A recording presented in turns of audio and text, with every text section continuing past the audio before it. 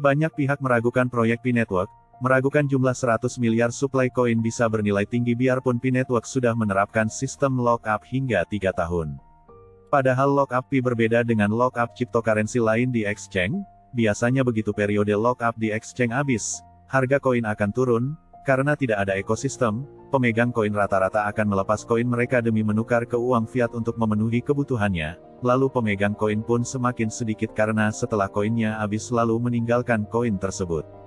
Sedangkan Pi sangat berbeda. Setelah lockup 3 tahun, ekosistem Pi akan semakin besar dan matang, daya tampung Picoin juga akan semakin kuat dan luas.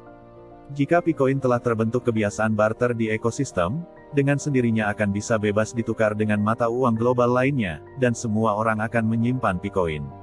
Tidak akan ada fenomena seperti pelepasan koin besar-besaran maupun takut tidak ada pihak yang tidak mau menerima Picoin.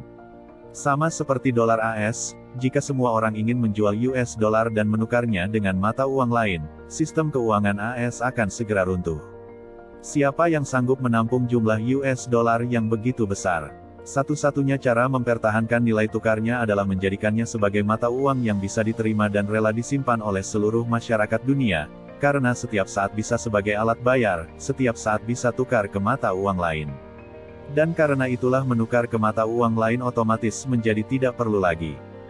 Jadikanlah barter barang, jasa sebagai tujuan utama pionir, dan bukan menjadikan exchange sebagai tujuan utama. Jika para pionir ingin mewujudkan nilai satu Picoin sama dengan $1.000 bahkan $314,159 itu harus melalui sistem barter. Sistem barter akan membuat permintaan Picoin tidak habis-habisnya. Dan ketika spekulasi menjadi tujuan utama para pionir, nasib Picoin pasti akan segera berakhir. Tujuan Nicholas, bukan untuk menciptakan Bitcoin kedua. Jika tujuannya seperti Bitcoin, Core Team sudah panen jauh-jauh hari. Jika hanya ingin menjadi Bitcoin kedua, P-Network hari ini seharusnya sudah menjadi proyek gagal. Sejarah hanya dapat digunakan sebagai referensi dan cermin untuk masa depan, bercermin dari sejarah, tahu mana jalan yang seharusnya diambil, baru bisa memecahkan rekod yang pernah dicapai pada masa lalu. P-Network dibuat bukanlah mengulangi masa lalu, tetapi untuk masa depan. Jangan bandingkan Bitcoin dan Ethereum dengan Picoin.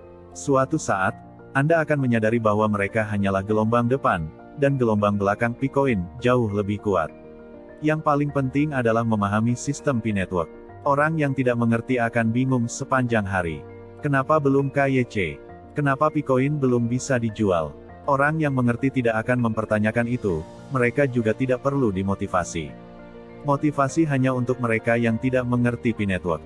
Hanya dengan visi jangka panjang Anda dapat melangkah lebih jauh, yang depan hanyalah keuntungan kecil. Motivasi terlalu banyak juga bisa gila. Karena kenyataannya memang belum kick massal, memang Picoin masih gak bisa dijual.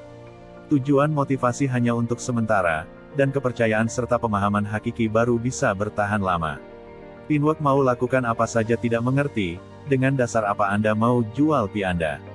Pionir yang setiap hari hanya tahu tanya-tanya, sendiri siapapun tidak tahu, mencari uang saja perlu dibujuk, dinasehati, dibimbing, dan diingatkan klik petir terus oleh orang lain.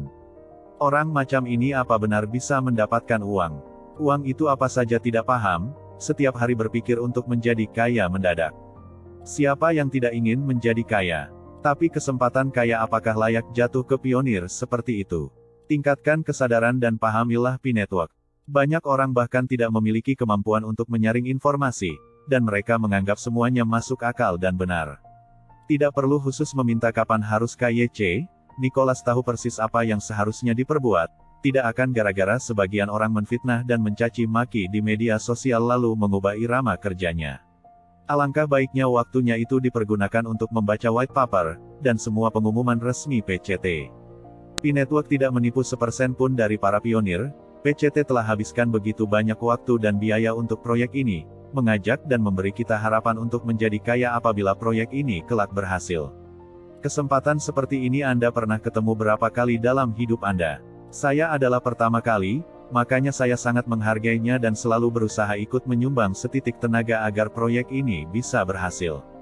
Dan anehnya, setelah bahasan ini saya posting, orang yang tidak ikut menambang Picoin pun akan ikut-ikutan menghina dan menyindir, sungguh tidak jelas apa isi otak mereka. Namun, Dari sini juga saya semakin sabar dan iba akan jerih payah PCT. Bagaimana dengan Anda?